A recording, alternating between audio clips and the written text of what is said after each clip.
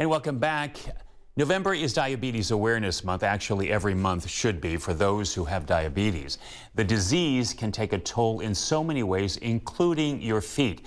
Dr. Kenneth Ream is a podiatrist, and he's an author of Dr. Ream's Foot Pain Manual. It's good to have you with us. You've driven all the way from San Diego. Yes. I sure appreciate that. Yeah, thank you very much for having me. Diabetes is on the rise. Why is that? Well, you know, our lifestyle is different than our grandparents' lifestyle, all right? We have so many preservatives in our food, and the preservatives are basically sugar-based. And we've really done havoc with our body chemistry, eating all this stuff, and we're more sedentary, and it plays havoc with our body. So is it true that, I mean, you know, maybe there's kind of a myth, you know, my mom had diabetes, and so I was very aware of what I would eat.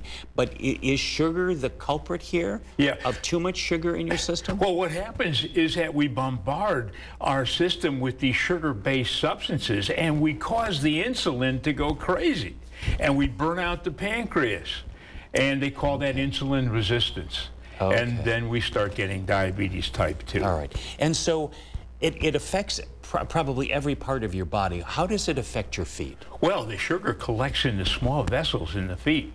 And then everything has to have circulation. The nerves, the muscles, the joints, they have to have circulation. When you block the circulation off, and when the sugar collects on the nerves, two things happen. The circulation to the nerves is affected. You don't feel your feet as bad, but you get pain as well. This is the funny part about diabetes. You could have painful feet, and you could have numb feet, and the circulation to the skin and the joints and the muscles. It's a complicated issue. And I think I've heard that, you know, some people at some point may have to have amputation. Well, that's what we're all about, is amputation prevention, and that's what my message is for Diabetes Awareness Month. It's really attention to prevention. It's basically all preventable. Okay, and so how do we prevent it? Is it, you know, what kind of food should we be eating other than, you know, some of the junk that we all like?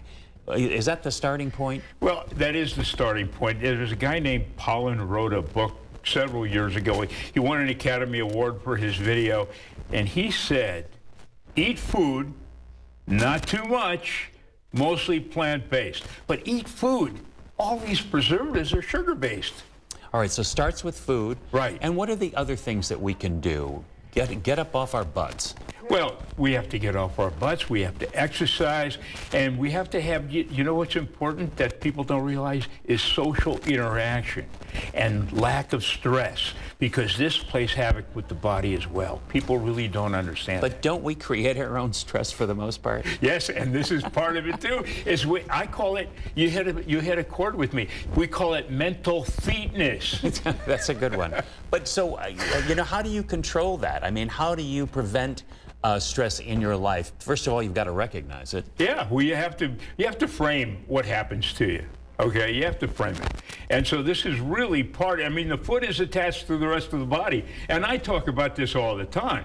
All right. So stress is related. Well, we appreciate you coming in and spreading the word. I mean, it really is very important for those who think they have diabetes or for those who do. I appreciate it.